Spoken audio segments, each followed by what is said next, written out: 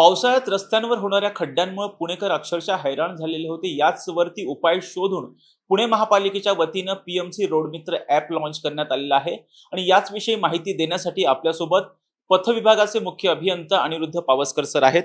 Sir, नुकतंच आपण PMC road मित्र ॲप लॉन्च केलेलं आहे. हे ॲप लॉन्च करण्यामागचा नेमका उद्देश काय? पुणे शहरात विविध ठिकाणी जे खड्डे पडतात, हे शक्यतो खड्डे हे डांबरी रस्त्यांवर पडतात. याचं कारण असं आहे की अनेक ठिकाणी पावसाळी पाणीचा निचरा होण्यासाठी पाईपलाईन्स टाकलेल्या नाहीयेत. अनेक ठिकाणी विविध खात्यांमार्फत पायाभूत सुविधांसाठी खोदाई होत असते आणि त्यामुळे तिथं खड्डे पडतात. ह्या खड्ड्यांची माहिती वेगवेगळ्या माध्यमातून आपल्याला कळत असते. आमच्या अभियंते त्यांच्या त्यांच्या भागामध्ये फिरत असतात आणि त्यामुळे त्यांना माहिती मिळते. त्याचबरोबर नागरिकांकडनं फोनद्वारे किंवा मग वेबसाईट आहे त्याच्यावरनं आम्हाला तक्रारी नोंदवत असतात. अनेक वेळा असं होतं की नक्की खड्ड्यांचं लोकेशन आपल्याला कळत नाही त्यांच्या तक्रारीवरनं. आणि ह्या सगळ्याला उत्तर म्हणून आपण एक ॲप विकसित केलेलं आहे. अत्यंत युजर फ्रेंडली ॲप आहे. पीएमसी रोड मित्र असं त्याचं नाव आहे. ते आता प्ले स्टोअरवर उपलब्ध आहे. iOS मध्ये ते पुढच्या 7 ते 10 दिवसात येईल. याच्यामध्ये नागरिकांना एखादा खड्डा दिसला तर रिअल टाइम फोटो काढून तो फोटो आमच्या ॲपवर अपलोड करायचा आहे. याच्यासाठी वन टाइम रजिस्ट्रेशन आहे. ते अत्यंत सोपं आहे. युजर फ्रेंडली ॲप आहे. आणि तो फोटो काढल्यानंतर त्याच्याबरोबरच त्याला अक्षांश रेखांश, ज्याला आपण लॅटिट्यूड लॉन्जिट्यूड म्हणतो, ते सुद्धा त्याला अटॅच होणार आहेत. आणि तो फोटो अपलोड केल्यानंतर आम्ही आमच्या वेगवेगळ्या भागाप्रमाणे इंजिनियर्स मॅप केलेले आहेत.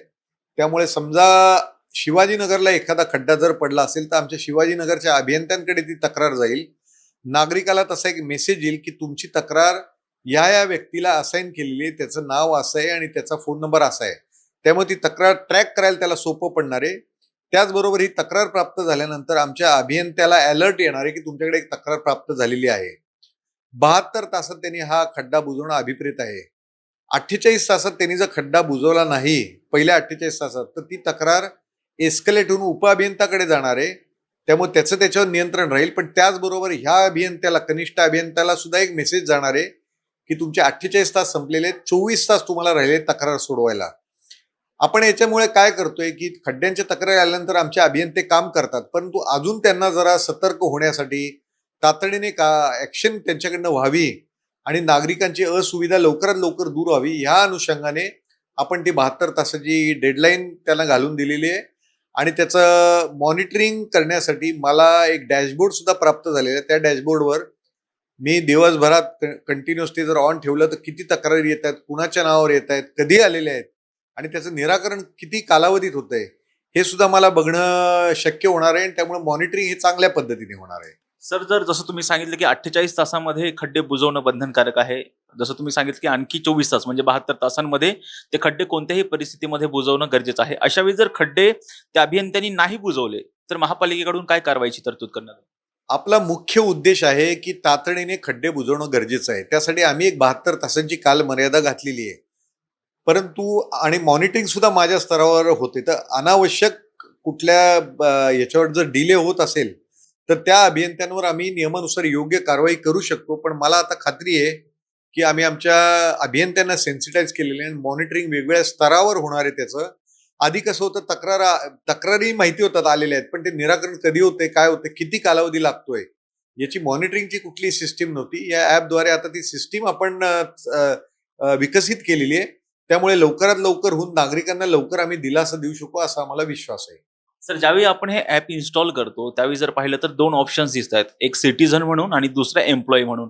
हे 2 ऑप्शन्स कशासाठी?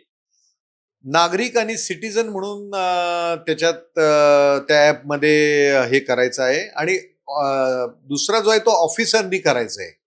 तर त्यामुळे सिटीजनकडनं आलेली सिटीजननी हे सिटीजन म्हणूनच करायचं, कारण की ऑफिसर म्हणून आलेलं करून उपयोग नाही. त्यांना जर तक्रार नोंदवायची असेल तर सिटीजनच्या माध्यमातूनच त्यांना तक्रार नोंदवायला लागेल. आणि आपण एक खूप चांगली गोष्ट केलेली आहे की रिअल टाइम आपण हे सगळं केलेलं असल्यामुळे खड्ड्याचा फोटो काढून घरी गेल्यानंतर तो अपलोड केला तर होणार नाही, कारण की त्या फोटो बरोबर लॅटिट्यूड लॉन्जिट्यूड हे कनेक्ट झालेले असतात. त्याचबरोबर आमचा अभियंता सुद्धा ते खड्ड्याचं सॅटिस्फॅक्टरी काम करेल तेव्हा तिथं जाऊन तो फोटो काढणार आहे आणि तो अपलोड करणार आहे. त्यामुळे लॅटलॉंग सुद्धा तेच होतील आणि ती लूप कंप्लीट होईल.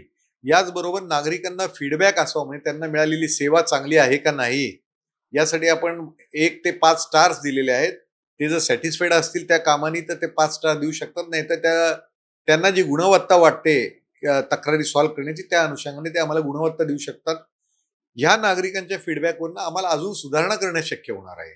सर, जसं तुम्ही सांगितलं की ह्या गोष्टी मॉनिटर करण्यासाठी तुमच्याकडे एक डॅशबोर्ड आहे, तशाच पद्धतीनं नागरिकांनी जे तक्रार नोंदवलेली आहे ती कुठपर्यंत आलेली आहे, त्याची पूर्तता झालेली आहे की नाही, यासाठी नागरिकांसाठी काही सेवा या ॲपमध्ये देण्यात आलेली आहे? नाही, नागरिकांना 72 तासात तक्रार सॉल्व्ह झाल्यानंतर जेव्हा फोटो अपलोड करेल आमचा अभियंता, त्यावेळेस त्या नागरिकाला परत मेसेज जाईल की तुमची तक्रार रिझॉल्व्ह झालेली आहे.